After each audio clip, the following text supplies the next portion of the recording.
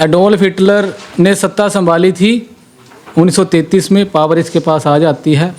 And तभी से German जो स्टेट थी, जर्मनी जो था उस समय का, वो ट्रांसफॉर्म होना शुरू हो जाता है। तो एक कंट्रोवर्शियल एनालिसिस किया गया है एक व्यक्ति के द्वारा जिसका नाम है AJP टेलर। 1961 में उनके द्वारा एक किताब लिखी गई है, the origins of the second world war, दूसरे विश्व युद्ध का ओरिजिन कैसे हुआ था की शुरुआत के बारे में इनके द्वारा लिखा गया है। इनके द्वारा कहा गया है हिटलर वैसा ही एक लीडर था जैसे कि इससे पहले के लीडर थे जर्मनी के। एंड जर्मनी के लीडर कैसे थे? तानाशाह से। हिटलर से पहले भी तानाशाह तो लीडर थे। बिस्मार्क के बारे में आपने पढ़ा। And during first world war जो वहाँ रूल कर रहे थे वो भी तो तानाशाह ही थे। तो पहला पॉइंट क्या लिखा है कि Hitler was no different from other German political leaders. Hitler वैसे ही जर्मनी के एक नेता थे जैसे कि बाकी अन्य नेता थे। केवल एक ही डिफरेंस था हिटलर और उनमें। हिटलर के द्वारा एक फिलॉसफी दी गई जिसको नाजिज्म बोला जाता है, नाजीवाद जिसको बोला जाता है। तो हिटलर के समान बाकी लीडर भी एग्जिस्ट कर रहे थे पर उनके द्वारा इस तरीके की कोई फिलॉसफी नहीं दी गई, नाजिज्म जिसको बोला जाता है। हिटलर के द्वारा रेशियल सुप्रीमेसी की बात करी गई। हिटलर के द्वारा कहा गया कि German race is superior race, Germany की जो प्रजाति है वह सुपीरियर है और बाकी इन्फीरियर है। हिटलर के द्वारा नाजीवादी एक विचारधारा दी गई। First world war and second world war के बिटवीन हमें कुछ आइडियोलॉजीज इमर्ज होती हुई दिखी। एक आइडियोलॉजी कौन सी थी? नाजीवाद। एक दूसरी आइडियोलॉजी थी जिसको फांसीवाद कहा जाता है जो इटली में थी। एंड इसी के साथ कम्युनिज्म, साम्यवाद के बारे में आपने सुना है जो रशिया में आई थी। तो तीन विचारधाराएं एग्जिस्टेंस में देखने को मिली। नाजीवाद और फांसीवादी जो विचारधाराएं थी वह फर्स्ट वर्ल्ड वॉर के बाद आती है। जैसे ही इटली में मुसोलिनी आती है एंड जर्मनी में हिटलर आते हैं। एंड ये नाजीवाद क्या था? एक्सट्रीम नेशनलिज्म, हाइपर नेशनलिज्म भी इसको बोलते हैं कि एक ऐसा राष्ट्रवाद जिसको अंधा राष्ट्रवाद बोलते हैं। दूसरा आता है रेशियल सुप्रीमेसी या रेसिज्म इसको बोलते हैं कि जिसमें हिटलर के द्वारा कहा गया कि जो जर्मन प्रजाति है वह सुप्रीम है। इसके साथ मिलिटरिज्म, सैनिकवाद या फिर सैनिककरण कर देना जर्मनी का। उसके बाद आता है idea of Aryan racial superiority. इसके बारे में बता ही चुका हूँ कि हिटलर ने कहा कि जो जर्मन्स है they are Aryans and they are pure race, and बाकी जो रेसेस हैं वहाँ प्योर नहीं हैं। तो पहला आता है टोटलिटेरियन स्टेट। नाजिज्म या नाजीवाद में टोटलिटेरियन स्टेट की बात करी जाती है जिसको सर्व सत्तावाद राज्य कहा जाता है। सर्व सत्तावाद का मतलब ये है कि शासकों के हाथ में पूरी सत्ता का आ जाना। टोटलिटेरियनिज्म, टोटलिटेरियन वर्ड लिखा है, टोटलिटेरियन दो वर्ड से बना है। टोटल, टोटल का मतलब है कि राज्य के द्वारा व्यक्ति के जीवन पर पूर्ण नियंत्रण कर लेना। तो जो हिटलर का राज्य था वह व्यक्ति के जीवन के संपूर्ण पहलुओं के ऊपर नियंत्रण कर लेता है। चाहे एजुकेशन थी, व्यक्ति की पर्सनल फ्रीडम्स थी, मीडिया थी, जो भी था, व्यक्ति के हर एस्पेक्ट के ऊपर कंट्रोल था। सोशल, इकोनॉमिक, पॉलिटिकल, व्हाटएवर, सभी पहलुओं के ऊपर कंट्रोल किया जाता था। इसके साथ प्रोपेगेंडा एंड सेंसरशिप भी नाजीवाद में फॉलो करी जाती थी जिसमें लोगों के पब्लिक ओपिनियन बनाए जाते थे। लोगों का जो थाउट था वहाँ बनाया जाता था। जैसे कि जब भी एक डेमोक्रेसी में ओपिनियन कैसे बनता है, जैसे आप कोई चुनाव होते हैं तो आप सुनते हैं कि वो व्यक्ति चुनाव जीतने वाला है, तो ये क्या है? ये एक पब्लिक ओपिनियन बनाया जाता है। आप पाते होंगे कि कुछ 2-4 लोग ऐसे होंगे जो हर जगह पे जाकर ये बोल रहे होंगे कि वो वाला बंदा जीतने वाला है। तो क्या है? एक प्रोपेगेंडा बनाया जाता है। तो ये तो डेमोक्रेटिक वे में बता रहा हूँ। बट जब राज्य के हाथ में पूरे सोशल मीडिया, राज्य के हाथ में पूरे जो मीडिया के रिसोर्सेज हैं, जब वो आ जाते हैं तो राज्य फिर लोगों के ओपिनियन बनाना भी शुरू कर देता है। तो नाजीवाद में प्रोपेगेंडा किया जाता था एंड सेंसरशिप। यदि सरकार को लगता था कि उनके द्वारा जो प्रोपेगेंडा किया जा रहा है, जो ओपिनियन उनके द्वारा बना दिया गया है, अगर उसके खिलाफ कोई बोल रहा है तो उसको सेंसर किया जाता था। फॉर एग्जाम्पल, अगर मान लीजिए कि हिटलर के टाइम में कोई ऐसी अखबार जो सरकार की नीतियों के खिलाफ लिख रही थी तो हिटलर उसको बंदी करवा देता था। Then anti semitism and racism. Anti semitism का मतलब है जो ज्यूज थे, जिनको यहूदी कहा जाता है, उनकी पूरी प्रजाति को ख़त्म कर देना या फिर ऐसी नीतियाँ अपनाना कि उनकी प्रजाति के खिलाफ नीतियाँ अपनाना। तो हमने पाया होगा कि during the second world war जो ज्यूज़ थे, यहूदी थे, उनको गैस चैम्बर्स में डालकर मारा भी गया। एंड इसके साथ और भी जो माइनॉरिटीज़ थी जिनको इन्फीरियर हिटलर मानता था, उनको भी प्रताड़ित किया गया। इसके बाद आता है मिलिटरिज्म एंड एक्सपेंशनिज्म।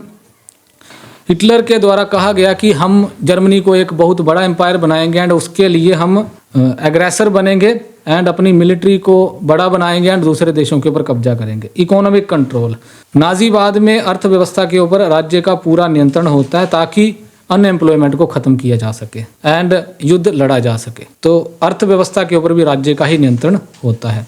तो हिटलर के द्वारा racial supremacy and territorial expansion. Territorial expansion का मतलब है कि जर्मनी के अंदर और टेरिटरी को इंक्लूड करना।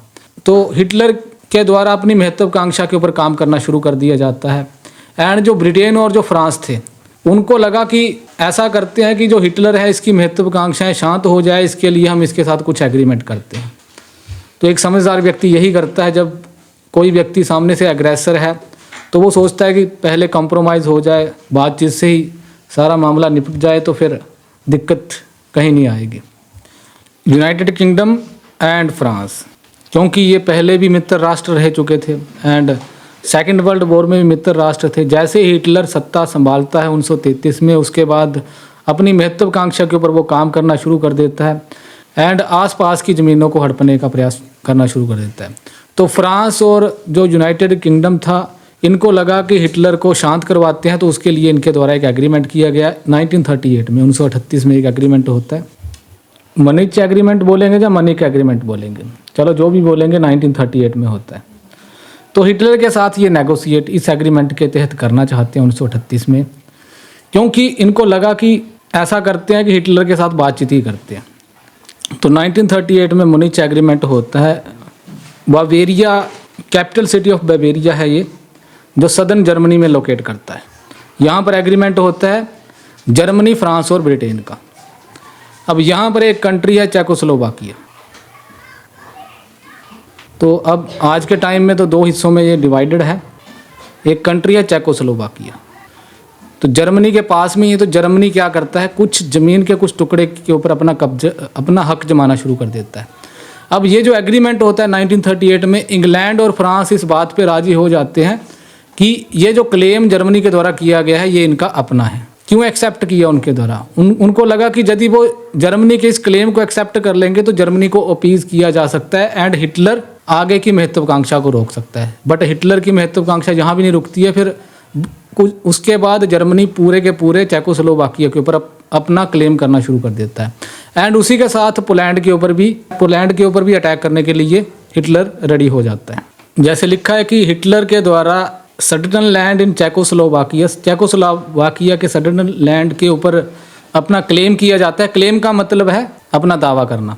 एंड जो फ्रांस और इंग्लैंड थे, उनको लगा कि यदि वहाँ हिटलर के इस क्लेम को एक्सेप्ट कर लेंगे तो शायद वहाँ पर शांति आ जाएगी। परंतु कुछ महीनों के अंदर ही जर्मनी के द्वारा पूरे के पूरे चेकोस्लोवाकिया के ऊपर भी कब्जा कर लिया जाता है एंड उसके बाद जर्मनी अब पोलैंड के ऊपर अटैक करने के लिए तैयारी करना शुरू कर देता है। तो अभी रिसेंट कुछ डिबेट्स हैं जिसमें कहा गया है कि अपीजमेंट होता है किसी को, क्या होती है अपीजमेंट? तुष्टीकरण, किसी को खुश करने की नीति। Recent debates about appeasement have focused on whether there were realistic alternatives to negotiation given the lack of military preparedness. तो रिसेंट जो डिबेट्स हो रही है उसमें कहा गया है कि क्या उस समय जब जर्मनी और इंग्लैंड के द्वारा जर्मनी को अपीज़ किया जा रहा था, खुश करने के लिए इस वाले हिस्से को बोला कि जर्मनी को बोला कि ये आपका अपना है, तो फिर जब उन्होंने इस चीज़ को एक्सेप्ट कर लिया तो उसके बाद जर्मनी की महत्वाकांक्षाएं बढ़ती जाती है। एंड इसी के साथ जो फ्रांस और जो इंग्लैंड थे वहाँ लड़ने के मूड में नहीं थी। उनकी जो मिलिट्री जो प्रिपेयरनेस थी वो दे वर नॉट प्रिपेयर्ड मिलिटरली, सैनिक रूप से वहाँ तैयार नहीं थे। तो उन्होंने जर्मनी को अपीज़ करना शुरू कर दिया, खुश करने की नीति। जैसे फॉर एग्ज़ाम्पल हमें कभी कभार लगता है कि जो सामने वाला व्यक्ति है यदि हम उसकी ये वाली बात मान लेंगे तो शायद वो शांत होकर बैठ जाएगा, होता है ना ऐसा। बट जब हम किसी को अपीज़ करना शुरू कर देते हैं कि ठीक है ये बंदा शांत हो जाएगा, तो फिर उसकी महत्वाकांक्षा और बढ़ती जाती है। इसका एग्ज़ाम्पल आप पड़ोस में ही ले सकते हैं। आपकी कोई ज़मीन है, आपको लगा कि थोड़ा सा आगे बढ़ रहा है तो आपने बोला कि ठीक है इसने ले ली है ज़मीन, कोई दिक्कत नहीं है। अब आपने उसको अपीज़ कर दिया, आपने उसको खुश करने के चक्कर में कि चलो ये शांत हो जाएगा, बट वो शांत होने के बजाय अगले साल वही जो दावा उसने आपकी ज़मीन के ऊपर किया था थोड़ा सा और आगे बढ़ जाएगा। इसी को क्या बोलते हैं? अपीज़मेंट। एंड वो जो व्यक्ति होता है वो लड़ने के लिए रेडी होता है, तो आपको हो सकता है कि आप लड़ने के लिए रेडी नहीं है। तो लाइक वाइज यहाँ पर इंग्लैंड और फ्रांस के साथ हो रहा था, they were not ready to fight, and उन्होंने जर्मनी को अपीज़ करना शुरू कर दिया, खुश करना शुरू कर दिया, जिसको तुष्टीकरण कहते हैं। 1939 में डिफेंसिव मिलिट्री टेक्नोलॉजीज़, तो टेक्नोलॉजीज़ काफ़ी विकसित हो गई थी मिलिट्री के क्षेत्र में। एंड इसी के साथ जर्मनी की एक टेक्निक थी जिसको ब्लिट्जक्रीग कहा जाता है। ये जर्मन टर्म है जिसका मतलब होता है जल्दी से किसी के ऊपर अटैक करना, एकदम से अटैक करना और एकदम से उसको जीत लेना। तो यही टेक्निक हिटलर के द्वारा पोलैंड को कब्जा करने के लिए अपनाई गई एंड बाकी जो वेस्टर्न जो कंट्रीज थी उनके ऊपर कब्जा करने के लिए अपनाई। उसके बाद हिटलर के द्वारा जो बाल्कन्स एरिया था वहाँ पर भी अटैक किया जाता है एंड उनका मकसद था वहाँ जो जर्मनी का एलाई था, जर्मनी का जो दोस्त था, उसका साथ देना। जल्दी से मैप के थ्रू ही समझाऊंगा इसको भी। हिटलर के द्वारा क्या किया गया कि जल्दी से एक कुछ टेक्नोलॉजीज़ काफ़ी विकसित हो गई थी मिलिट्री के क्षेत्र में, एंड एक टर्म आपको बताया कि जल्दी से पोलैंड के ऊपर कब्जा कर लिया गया एंड कुछ वेस्टर्न कंट्रीज़ के ऊपर अटैक करना शुरू कर दिया। फ्रांस इसका एग्जाम्पल है एंड फिर इंग्लैंड भी आपने देखा होगा, एंड इन्होंने लगभग हार को एक्सेप्ट कर ही लिया था। इसके बाद हिटलर के द्वारा इन बाल्कन, इसको बाल्कन एरिया बोलते हैं, इस बाल्कन एरिया के ऊपर हिटलर के द्वारा कब्जा कर लिया गया, इनके ऊपर अटैक कर दिया गया। एंड इसी के साथ नॉर्थ अफ्रीका, इसके नीचे एक कॉन्टिनेंट है that is called African continent and upper जो पार्ट है that is called north Africa, उसके ऊपर भी अटैक कर दिया गया। क्यों किया? क्योंकि जर्मनी का दोस्त सेकेंड वर्ल्ड वॉर में इटली था एंड इटली का जो तानाशाह था वह मुसोलिनी था, तो इटली को सपोर्ट करने के लिए हिटलर के द्वारा यहाँ पर अटैक किया गया। उसके बाद with the invasion of the USSR भी, सोवियत संघ भी 1941 में इस वॉर में एंटर कर जाता है। तो जिस तरीके से हिटलर जिस बड़े लेवल पे लड़ाई की तैयारी करके लड़ रहा था, तो हिटलर का जो उद्देश्य था उससे वो साफ जाहिर हो रहा था। तो शुरू में हिटलर को काफ़ी विक्ट्रीज मिलती है एंड फिर उसके बाद विंटर आती है, सर्दी आती है, तो कुछ समय के लिए लड़ाई रुक जाती है।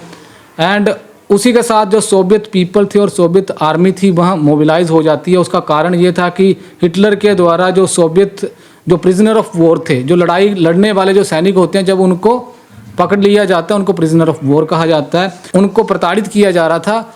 फिर मजबूरी में सोवियत संघ को भी अपनी पूरी की पूरी आर्मीज़ को मोबिलाइज करके हिटलर को रोकने का प्रयास किया गया। इसी के साथ जर्मन एंटीसेमिटिज्म, यानी कि जर्मनी के अंदर जो भी यहूदी थे उनको प्रताड़ित किया गया, कंसंट्रेशन कैंप्स लगाए गए, गैस चैम्बर्स में डालकर यहूदियों को मारा गया, जलाया गया।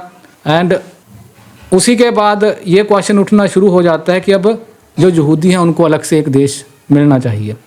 इसी के साथ उस समय एक होलोकास्ट नाम की एक टर्म आती है। होलोकास्ट का मतलब होता है जब किसी प्रजाति को ख़त्म करने का पूरा प्रयास किया जाता है। And during the second world war ऐसा हुआ था। एंड ये होलोकास्ट जो टर्म यूज़ करी जाती है यहूदियों के लिए करी जाती है एंड अन्य जो माइनॉरिटीज़ होती है जैसे कि रोमा एंड यहूदी एंड अन्य जो माइनॉरिटीज़ जिनको आप अल्पसंख्यक कहते हैं, जो यूरोप में रह रहे थे, उनको प्रताड़ित करके ख़त्म करने का प्रयास हिटलर के द्वारा किया जाता है।